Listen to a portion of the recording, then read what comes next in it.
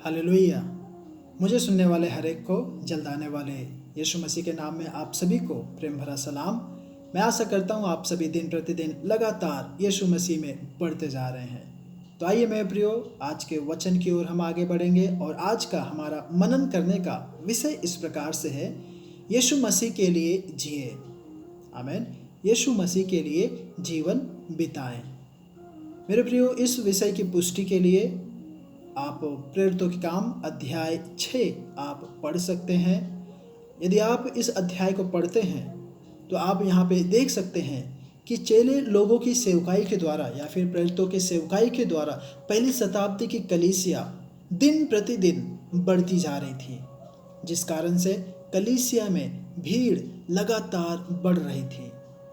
और जैसा कि आप सभी जन जानते हैं कि जब कभी भी यीशु मसीह ने लोगों के बीच में सेवकाई की तो उन्होंने आने वाले हर एक लोगों को भोजन कराया, ताकि ना केवल वे आत्मिक रीति से मजबूत हों बल्कि शारीरिक रीति से भी वे मजबूत बने। और चेले लोगों ने भी यही पैतरा आजमाया ताकि लोग आत्मिक रीति से और शारीरिक रीति से दोनों तरह से संतुष्ट हों। आमीन। तो इसी खाने पीने की प्रक्रिया के माध्यम से विधवाओं को, है ना, वहाँ पे जो विधवाएं थी उन्हीं लोगों को एक शिकायत थी, वह यह कि लोग उनका ठीक रीति से ख्याल नहीं रखते थे। जब चेलों के पास यह खबर पहुंची तो चेले लोगों ने इस समस्या को सुलझाने के लिए उन्होंने वहाँ पर कुछ लोगों को चुनना शुरू किया। क्यों? क्योंकि वे प्रचार और सिखाने के लिए हमेशा व्यस्त रहते थे, परमेश्वर के वचनों को लोगों को बताने के लिए हमेशा व्यस्त रहते थे, तो उन्हें इसी खाना बांटने में समय नहीं था। तो इसलिए उन्होंने सोचा कि इस ज़रूरत को या फिर इन ज़रूरतों को पूरा करने के लिए उन्हें कुछ विशेष लोगों को विशेष रूप से नियुक्त करना होगा। इसलिए उन्होंने ऐसे लोगों की तलाश करना शुरू कर दिया जो विधवाओं का भरण पोषण या फिर उन्हें उनके मध्य में भोजन बांट सके। तो आइए हम देखेंगे कि इस सेवकाई में या फिर भोजन बांटने के लिए किस प्रकार की योग्यताओं का उस समय होना जरूरी था। तो सबसे पहली बात वह यह कि उन्हें पवित्र आत्मा से भरा होना चाहिए।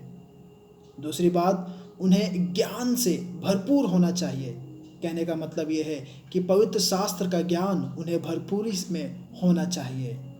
तीसरी बात, वे ऐसे लोग होना चाहिए जो अच्छे गवाह रखते हो या फिर जिनकी अच्छा गवाही हो आसपास के इलाकों में। और चौथी बात, वे विश्वास से भरे होना चाहिए। आमीन। वे विश्वास से भरे होना चाहिए।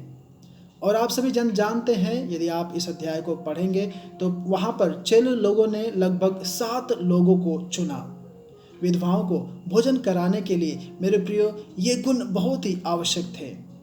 तो जरा सोचिए कि प्रभु की सेवकाई के लिए कितनी अधिक योग्यता चाहिए। आप सभी जब इस अध्याय को पढ़ेंगे तो आप देखेंगे कि वहाँ पर जो व्यक्ति चुना गया था, उनमें से एक व्यक्ति का नाम था स्तिफनुस, जो प्रभु के लिए, जो प्रभु यीशु मसीह के लिए शहीद हुआ। तो आइए हम देखेंगे कि स्तिफनुस की क्या क्या खूबियाँ थी। तो सबसे पहली बात वह यह कि स्तिफनुस विश्वास से भरा था। दूसरी, स्तिफनुस परमेश्वर की सामर्थ से भरा हुआ था। तीसरी बात, स्तिफनुस के द्वारा परमेश्वर अद्भुत चिन्ह और चमत्कार करते थे। चौथी बात, स्तिफनुस पवित्र शास्त्र जानता था। पांचवी, स्तिफनुस बहुत ही साफ साफ या स्पष्ट रूप से उपदेश या प्रचार करता था उन्हीं लोगों के मध्य में। खाना पीना बांटने के बाद जब उसे समय मिलता था वह उन सभी को, वहाँ पर हर एक लोगों को वचन भी बताता था।